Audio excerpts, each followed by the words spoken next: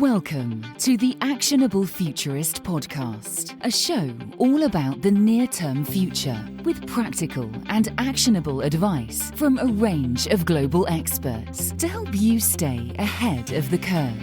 Every episode answers the question, what's the future of? With voices and opinions that need to be heard. Your host is international keynote speaker and actionable futurist Andrew Grill. Artificial intelligence is all over the news. And so on the podcast today, I'm going to dive deeper into the intersection of AI with advertising and marketing. To do this, I'm joined by Isabel Perry, who is the VP of Emerging Technology at pioneering technology and marketing services company DEPT. Welcome, Isabel. Thank you very much for having me, Andrew. Great to be here. Now, this is a hot topic, and I'm talking to a number of experts over the last few months about AI and the intersection with various marketing, advertising, ethics, all those sorts of things. But I haven't come across DEPT. For those on the podcast who haven't heard of your organisation, what does DEPT do, and what do you do at the company? DEPT is a marketing technology agency. We are 4,000 people around the world. We're in 20 countries across 5 continents. And we are one of the only agencies, if not the only agency, which has a true 50-50 split between technology and marketing. And that allows us to work across the full digital customer journey, from digital transformation to building products at the core of your business, but also through brand, creative and media that brings those products and brands to market. We're also an agency that has pioneering at our sort of the center of our spirit. We create fast-moving digital products, services, campaigns, and help brands stay ahead of the competition. I think that's evidenced in the fact that we were the Webby's Agency of the Year and Network Agent of the Year this year, and also Network of the Year last year. We are an agency that's big enough to cope but small enough to care. When you work with us, you're almost certainly working with a partner. There is over 250 people at DEPT who own a part of the company. And that creates a very specific sort of boutique agency culture, despite the fact that we are now 4,000 people with a huge footprint. And we're also incredibly proud to be both climate neutral and a B Corp certified. My role within that is as VP of Emerging Technology. As we scale, both organically and through M&A, we bring on absolutely incredible specialisms within the company. And it's my role to make sure that we are keeping all of those sort of unique individuals, but also sort of team level offers connected, so that when clients come to us, we have the most sort of competitive and compelling emerging tech offer. This year, I've helped to launch DEPT AI, which is our AI practice, along with a couple of colleagues like Bob Brisky and Wes Duno, and really building out how we can make AI more accessible both to DEPTers, but also to our clients through sort of education, through very sort of specific service offerings. And it's a pretty incredible year for emerging technology all in all.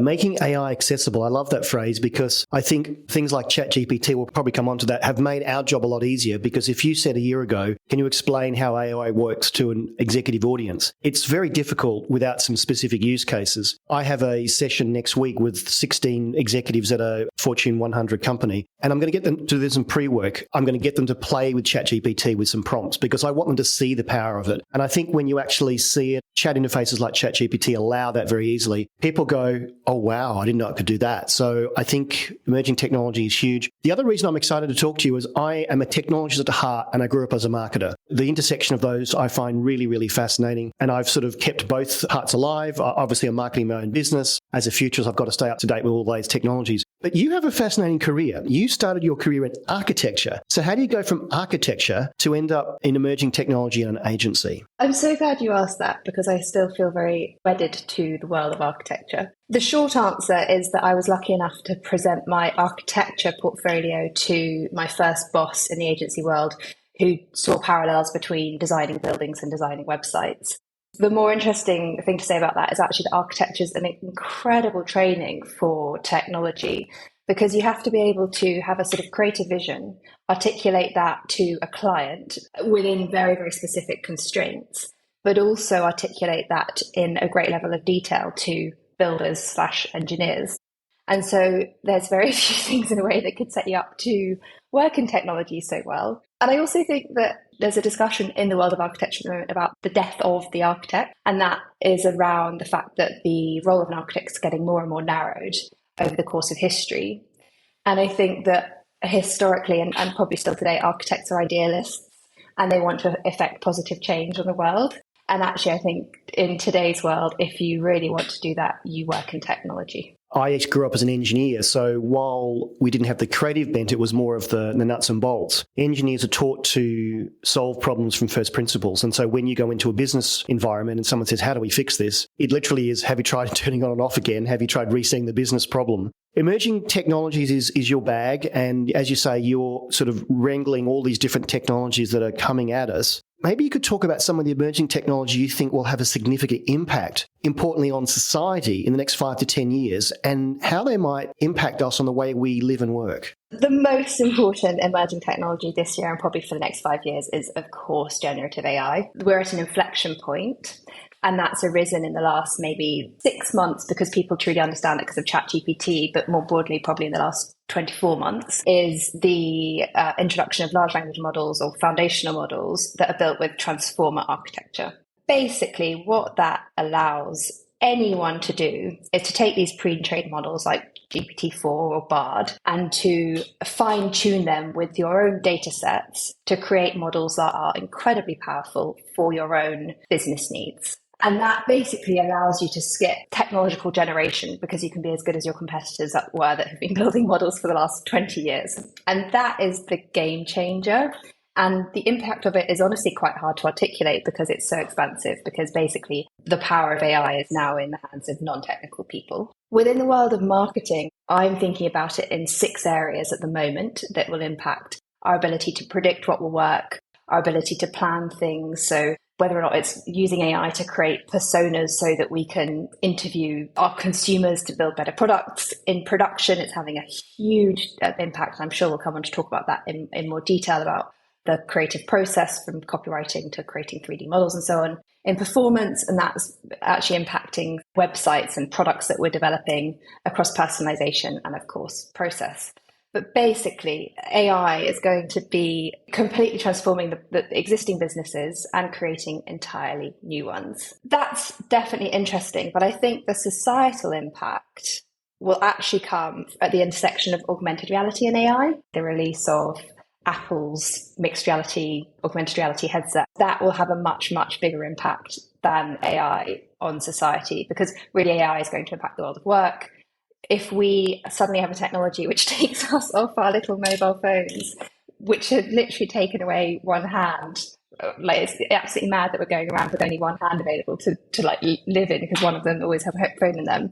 That is going to completely transform society. It will usher in the next customer experience, the next way that we're communicating and interacting online. It will mean that we're able to genuinely interact with virtual objects in the physical world. That will be the biggest impact in the next decade. Just touching on that, so this is not a metaverse podcast, but we've moved into the metaverse. I think one of the issues with the friction point in metaversal and augmented reality adoption is that friction between the technology and the real world. And we had a taste with Google Glass a few years ago where there was a limited friction point. But everyone I talk to that's a gamer says, look, I can't wear a headset for more than a couple of hours. And it depends on the type of AR, VR that you're playing with. It can make you quite disoriented. So do you think really the tipping point will be when that friction is removed? And I love that explanation that you've only got one hand free at the moment. If we've got both hands free, but we can see what's happening in front of us. As a futurist, I'm going to a blockchain event at EY later today, and I wish I could walk into the room and scan the room and technology could tell me which corner of the room I should move to because they're the more interesting people because of what it knows about me and the other delegates there without me having to put my phone up there. Is it the friction point that really is stopping mass adoption, societal change with these augmented technologies? The biggest myth about the metaverse is that it's virtual reality, and it just isn't. Like, I think of the metaverse as 3D real-time social experiences. The most important experience will be the one where it is that virtual overlay on the physical world, which some people call augmented reality, some people call mixed reality. I love the idea of being able to walk into a conference room and be told where to go. ChatGPT now stores all of your past conversations. You will very quickly end up with your personal ChatGPT. It's conceivable that you'll have that same one for like the first 30 years of your life. You'll have it for 60 years of your life. And actually, you'd walk into that conference and it wouldn't just tell you where you should go to which corner. It would say, you've met these 5 people before. This is what you talked about. This is sort of this is your school friend who you might not recognize now because you haven't seen him for 40 years. And I think it's just going to be absolutely extraordinary when you layer on that AI layer with the sort of image recognition into mixed reality experiences. Well, I must be an AI robot already because in my contact system, I have about 25,000 contacts I've collected over the years going to all these events. I write notes. And so there's a note in there about you, the fact that we did a podcast today. So if we catch up in a couple of years' time, oh, Isabel, you're on my podcast. And it's happened a couple of times that have been quite arresting where someone has said, literally, do you know who I am? I said, yes, we did a joint lecture at TAFE in Sydney on this day. And he went, how did you know that? Because I wrote it down. The power of recall, I think you're right. So yeah, I'd love AI to be able to do that for me rather than me writing down all these notes. But that's a whole other story. You mentioned their myths. So what's the biggest myth you've heard about AI? AI is such a black box to so many people and so hard to comprehend until ChatGPT made it feel relatable because it was very good at addressing whatever you asked it. I think there are fewer myths than you would expect about AI. The concept of AI hasn't been dictated by science fiction to the degree that I think maybe the metaverse has. The biggest myth I think around AI is that it will replace our jobs in the near future. There is no doubt that it is going to disrupt the specifics of tasks within a given role. I think there are a handful of roles that will be replaced very quickly.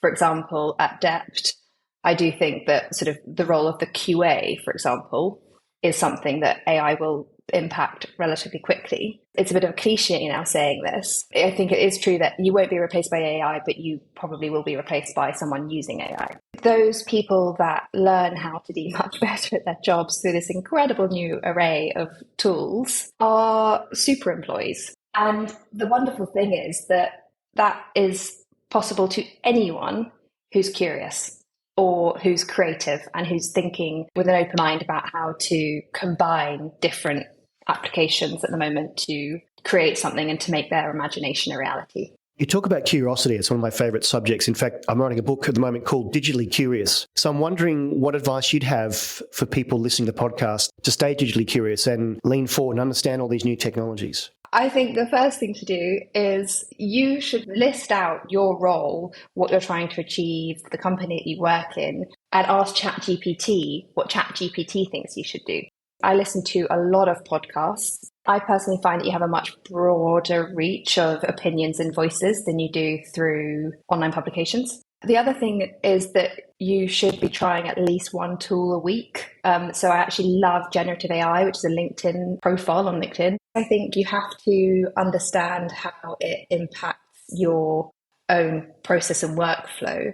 And I would really strongly recommend finding a partner or someone to work with, mapping out one of your common workflows. So, for example, within DEPT, we create a lot of content. We've done a number of workshops where we've mapped out through from taking a brief from a client to cost estimates to coming up with creative ideas, creating content, and pushing that to paid media platforms, and understanding which parts of that process are the most repetitive and have data sets. And then spending time with people that are actually able to automate some of that. You should be curious within your own domain because that's what you're an expert in. So ChatGPT we've mentioned multiple times. So what's the first thing you asked ChatGPT? The first thing I ever asked ChatGPT was actually to summarize a speech I was giving on whether or not AI would replace people's jobs because I needed a sort of a summary of it for a spiel to introduce the lecture. And I'm sure that I'm not alone in the first conversation I had with ChatGPT was about AI. What was yours? I think I asked it who I was. I wanted to see whether I was in the corpus. And it actually said I'd written 2 books that I haven't and won 2 awards that I haven't either, which I'm very happy about, but I can't fix it. Well, there's that saying that if you want to know how good ChatGPT is, you ask it something you know a lot about. That's when the hallucinations start coming out. Well, one of the prompts I'm going to be asking my executives for next week is to ask it who it thinks their competitors are, because you could do a Google search, but I think when you actually see it as if it's someone who's typing it, that's when the power comes, because again, they'll know, oh, I didn't realize that company was a competitor. What are the sort of 3 or 4 things I should ask an executive audience that have never used ChatGPT before to really see the power of it? They should ask it to write a 3-year company vision or strategy for their industry perhaps relating to how AI will disrupt their industry, because I think it's quite surprising how strategic ChatGPT can be. You also probably want them to understand that it's really good at research and at pointing people in the right direction. And so you could say something like, what are the recent discoveries in my field? What are their priority initiatives within the company? An example of why this is related to my role is I'm at the moment overseeing our DEPT-wide global AI education program. We're going to be running a lot of masterclasses. We're going to be creating videos of those. We need to be storing those videos somewhere, allowing people to sign up for sessions, allowing people to give feedback and vote for what sessions are important. And we've been thinking about where all of that content is held and where that program is run, and thinking about Notion, or do we use the Salesforce one, or do we use Google Drive? Anyway, I just asked ChatGPT last night and it sent me 4 amazing products that could do exactly what we needed it to do when I gave it a set of requirements that I had for running an education program. So I would ask it to write a 3-year vision or strategy for their specific industry. I would ask it to set very specific requirements for a priority initiative that they're running and see what suggestions ChatGPT sends back around how to do that better. And then the other thing that I think is so cool, and what we do, is you can basically say, right, I am in this industry, this is my customer, this is various traits, and then interview ChatGPT as though it's your target customer. And then you get actually like incredible responses back that really make you think about the types of priorities that people genuinely have about your product. So I want to link it back to advertising and marketing, and this is a link here. So actually one of the prompts I'm going to ask my executives, because one of the businesses they're involved in is they're retailers for DIY brands. I'm going to ask them to write some copy for a lawnmower. And I want them to see how ChatGPT would actually, for a particular lawnmower, to see how they would sell it. And so the question I want to ask is, where are we seeing generative AI start to impact, and you alluded to it, copywriting and the whole process of marketing and advertising? Where will it enhance that? And will it be because we can do multiple versions of copy for different networks, different channels, different personas, even down to one-to-one? I mean, when I did my MBA, the promise was we'd have one-to-one marketing, but you can't do copy that's individualized easily unless you scale that. Will we see personalized copy and ads, graphics for consumers in the near future? Short answer is yes, but we are limited by what the paid media platforms support. You will on own channels. I'm sure CRM is about to be massively turned on its head in that respect. And we've got some really, really awesome cases actually within DEPT already, where we've been using GPT-3 for the last 3 years to build incredible personalization. So, for example, for one beauty retailer, we've been working with them for the past 6 years. 3 years ago, we started introducing GPT-3-powered personalization for omni-channel comms. It would be Andrew Grill. He's bought these 2 products. We can anticipate that this is the next product. We will apply that across every single channel. And we've drove 485% revenue uplift from email, 292% click-through rate uplift from email, and 66% ROAS uplift on social. So mad results, and only going to get more powerful. So yes, we will see more one-to-one marketing. The limitation will not be the AI technology. It will be, is the team ready to adapt to it? Are the paid media channels ready to adapt to it? Is it worth the investment? Because actually you're selling a lawnmower. Like, there's only 3 reasons why you'd buy that lawnmower. You mentioned that some of the roles, even with your own company, may be disrupted. Should creatives be afraid of generative AI, or should they learn to embrace it? And how are you seeing the reaction of creatives in your own organisation to these new tools? Of course, I don't think they should be scared of this. And I actually think what's been pretty extraordinary is creatives and designers have probably been the fastest adopters of AI within DEPT, because the applications they use, like Adobe or Figma or increasingly Stable Diffusion and Midjourney, embed AI into their workflow in a way which no one's left wondering what the impact will be. And just to give you an example, at DEPT, we have already on live client work used it for visualizing concepts, writing slogans, identifying insights which might make the creative more interesting, replacing stock imagery, upscaling images, training models, 3D scripting, gaming mechanics, AI-generated storyboards, text to audio, style transfers, text to video. I think in general, everyone's incredibly excited and has a huge appetite to learn more. I would love DEPT to be known as a company where AI was really embedded in the culture of like why you joined the company, because you had the opportunity to learn from the best in the industry in the generative AI creative space. Sounds like from the campaigns you mentioned, the use of AI, you're at the kind of pointy end of where AI can be used in agencies. I'm sure there are some people listening today that are in a more traditional agency and going, oh dear, we need to come up to speed with this. So how are you upskilling your people? Is it just your role in emerging tech? You mentioned masterclasses. How does an organisation, how does an agency lift the awareness of AI, then lift the engagement and the use of the tools for best effect? Well, I can only speak for the way DEPT has done it, but we've taken it very seriously. I think we expect that 80% of all of our roles will be in some way disrupted by AI within the next 24 months.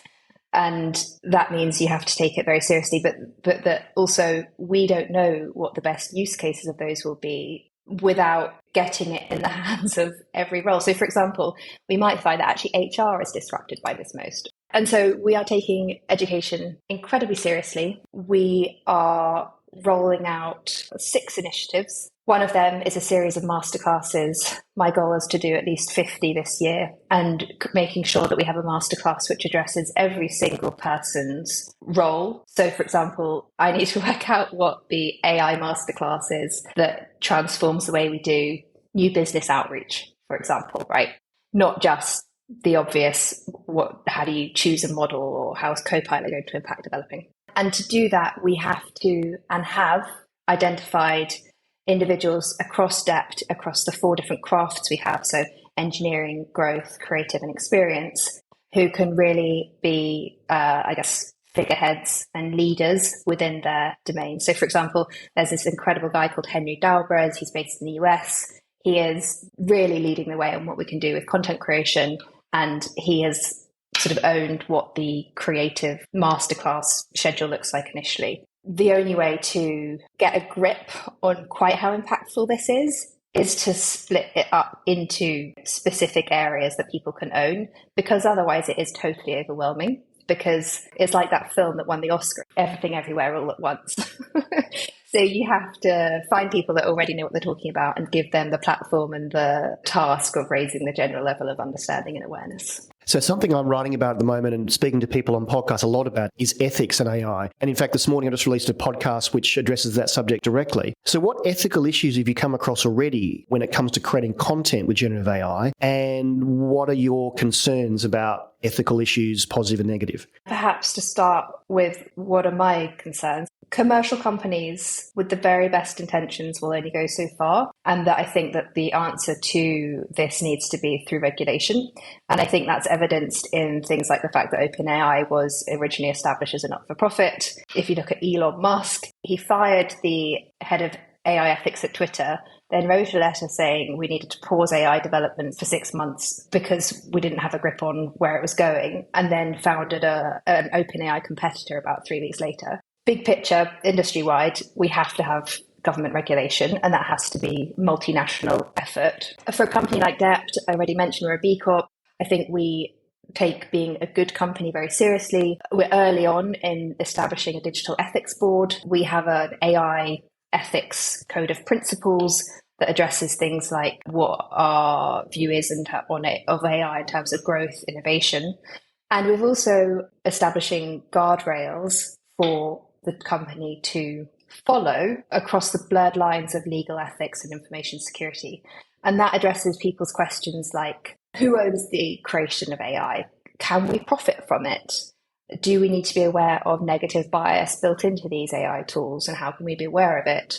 What are the image rights? So, for example, can we use artificial images of celebrities if they're not real photographs? Do we need to pay someone for the use of artificial humans in images? Do we need to disclose when we've used AI to our clients, to public? We surveyed all of the DEPTsters around what they thought about this. People have also asked questions like, if I don't participate in AI, will I be reprimanded? There's a huge number of ethical questions to be addressed. Within DEPT, we're trying to establish those guardrails. I think every government around the world is scrambling to find out how to regulate this. And the challenge with any emerging technology is the technology and the disruptors move faster than the regulators. I was interested recently, the Competition and Markets Authority, the CMA here in the UK, they look at competitive issues. Are you being anti-competitive? And they put a paper out basically saying, is AI giving people unfair advantage? And I read that thinking, it's a bit like saying years ago, if you didn't have a website, then probably you were disadvantaged with someone that did and could sell products and services. So how do we help the regulators? I mean, you're in the marketing and advertising industry. You have different industry bodies that represent you. What as a body does your industry need to do to help the regulators smooth this? Because the issues you raise there, image rights, copyright, using someone else's likeness, they're very, very compelling issues. And they're issues I'm sure you're facing every day as you create campaigns and content. How does the industry need to react to this? The first thing, just on your point around does it give an unfair advantage, I'd just like to address that because it's not only is it like having a company with a website, I think actually that's the whole point. And I think that's what's most exciting about AI. And there was a study on the impact on ChatGPT, and this is very much the optimist view on this, but AI will impact people that have not had the best education and have a bigger impact on what they are able to do. If you look at it really simply, if English isn't your first language and you're working in a company where you're expected to write fluent English, ChatGPT has now completely solved that for you.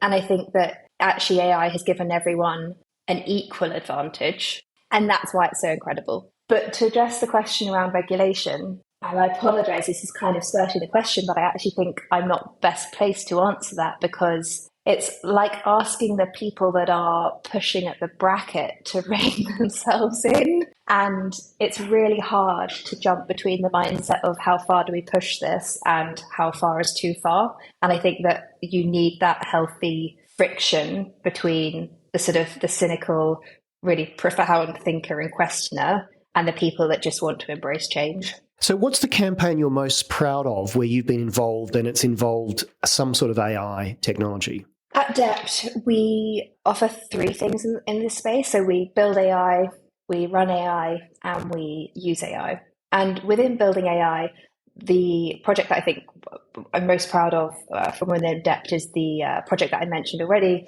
which was using personalization to drive incredible results. In terms of running AI, what that really means is we have ML ops teams who sit within clients' companies and actually enable them to fine-tune their own models or build their own models from scratch. We work with some of the largest tech companies in the world to do this. And as you can imagine, they are quite confidential in our work with them. But it's pretty extraordinary to have helped some of the largest tech companies in the world to align all of their AI model development. And in terms of using AI, what we have done here is a lot of the creative technology work we do. So, for example, we have built models that have steered cargo ships into dock. We've built chatbots for Facebook for Business that reduce customer service requests by 80%. We've reduced the cost of creating assets for Just Eat by 400% through automation and now integrating AI into sort of QA, for example. And I think the team that I work most closely with in London has done some really incredible AR work, including sort of driving over 7 billion views from our AR and for ASOS, and also driving over 1 million orders for Just Eat through AR. We've talked a lot about AI. You're looking at emerging technology. What's over the horizon? And you can't mention the word AI, Web3, Metaverse, NFT, or crypto. What's a technology that's emerging that we haven't heard about yet? So this question just makes me realise to what extent I'm in an echo chamber on those. I think one of the most amazing technological advancements that I've seen recently, and most of them are in biotech for what it's worth, is the fact that we're now exploring 3D printing organs, so 3D printing lungs specifically.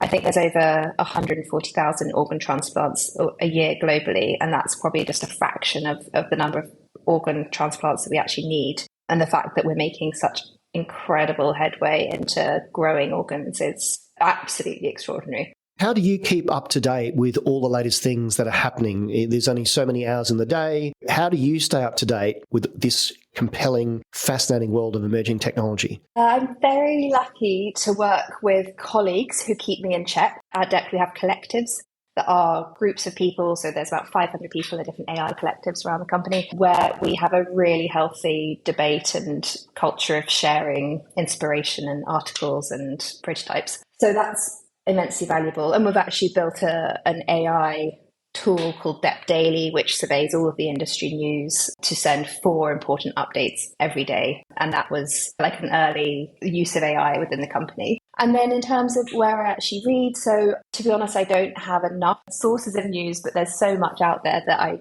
kind of rely on things I really trust. So news articles like Stratechery. I love Andreessen Horowitz's content. I really love MIT Technology Review because it has a pretty bleeding edge coverage of the technologies which will impact DEPT and our industry perhaps in a year or two. Yeah, shout out to MIT Technology Review. I've been subscribing to that for years, and it really is. It's well written. It's the economist of the technology world, I would say. Yeah, it's absolutely phenomenal. And they're doing some really, really good coverage on AI and ChatGPT, which I rate because ChatGPT is obviously I just rate that they're covering it, even though it's almost part of culture now. So if you were someone about to leave school and wanted to look at advertising and marketing as a career, I'm sure a few years ago, you and I would have given them different advice about the sort of subjects they might want to study or where they should look. What's the advertising and marketing intern executive of the future? What skills do they need to come to DEPT with? And where are you seeing that you're sourcing talent from? And are they AI ready? I think what AI will do is turn more people into strategists. If you look at the role of a developer and how that is changing with AI, it is highly likely that developers will code less and act like product managers more over the next few years, because tools like various co-pilots will do the actual programming for developers. That is probably going to be reflected in a lot of different roles that you might typically find in a technology and marketing agency. So for a creative, actually, you will no longer necessarily need a designer and a creative and a copywriter and a motion designer to work in a small team. You might have one creative who's comfortable using a combination of Midjourney and the next evolution of ChatGPT to own the full creative process. And with that in mind, I think that an intern coming into DEPT or an entry-level role needs to have the ability to think strategically, to be very autonomous, to be curious in investigating and experimenting, and also, really importantly, critical thinking, because we are heading into a world where generative AI has basically made an abundance of creativity, and it's important for individuals to be able to assess what the real value and where the sort of line of truth lies, and to be able to think critically about that. I love talking to my podcast guests because you always make me think. And as you were talking there, I was thinking about your answer, and I actually wrote down creative thinking as a skill. It sounds like we're going to need more thinkers and less doers because the doing will be done for us. That's not such a bad thing, because I would like to think that AI will remove the minutiae of some of our roles and we can think more creatively. But that means we're going to have to educate, design, promote, encourage people to think creatively. And I would argue that some of the tools we have today remove that because it does it for us. So we need time to think. There was a famous quote, I think it was attributed to Steve Jobs, who said that if all these websites and social media networks were around 30 years ago, nothing would have been developed because we've all been distracted. We need the time and the power to think because some of the minutiae will be done for us. What are you most looking forward to about AI in the next 5 years? Studio 10, which is IKEA's mini emerging tech think tank almost, released this brilliant video which highlighted the fact that we are heading to a period of sort of great abundance of generation, and in times of abundance, new forms of scarcity arise. And their point was that creativity is going to be the most valuable skill set in the next 5 years. And they drew this brilliant parallel with the introduction of the camera in sort of the 1800s, and how, because that could capture reality, it meant that the role of an artist that had basically just become capable of painting in photorealistic detail was completely disrupted, and it spawned modern art as we know it. And I think that we will see a similar shift with the introduction of AI, hopefully in the next 5 years, maybe it'll take a generation, where the role of a creative is turned on its head because we have those tools at our fingertips. And it's impossible to say right now what that will look like. So exciting times ahead. One of the final questions before we go to the quickfire round. What's next for generative AI in the marketing and advertising space? Generative AI is going to completely disrupt our workflow. I think I've mentioned already so many different ways in which it's changing the creative process, but it's also going to completely disrupt the way that we are building websites and applications and products for consumers to engage on. And that is because within DEPT, my colleague Bob Brisky, who I mentioned already, has coined a term semantic linking to define the way we're going to be turning relationships on their heads in the way that we're building these things, because we are no longer building products that are basically linked through keywords or through hyperlinks. We can build maps of understanding. It's going to completely transform the way we're building recommendation engines. It's going to transform the way we're doing search and discovery on websites. It's going to transform the way that we can build content marketing, understanding the history of a customer's interactions with a given brand. So we're almost out of time. We're now to my favourite part of the show, the quickfire round, where we learn a little bit more about our guests. So are you ready? Yes. iPhone or Android? iPhone. Window or aisle? Window. In the room or in the metaverse? In the room. Sorry, metaverse. Your biggest hope for this year and next? This year, I hope that DEPT becomes known for cultivating a industry-leading culture for AI education amongst our DEPsters. And next year, I hope that the Apple headset comes out and transforms the way that we build applications. I wish that AI could do all of my... Laundry. The app you use most on your phone? WhatsApp. The best piece of advice you've ever received? People who have incredible attitude and terrible aptitude need all the training in the world. People who have incredible attitude and aptitude need all the responsibilities in the world. And people with incredible aptitude and a terrible attitude are poison ivy. And you just have to get rid of them on your team. What are you reading at the moment? I've just finished Robert K. Massey's Nicholas and Alexandra, which is a book about the last emperor and empress of Russia. And I've just started Miss Pettigrew's for a Day after a ChatGPT recommendation based on other books that I like. Who should I invite next onto the podcast? A friend called Marie Yurkovich, who is working in biotech on a team set up by Jeffrey von Moltzen and looking into the sort of oral dispensation of medicine. And how do you want to be remembered? As a really good mum, but also doing things that have never been done before.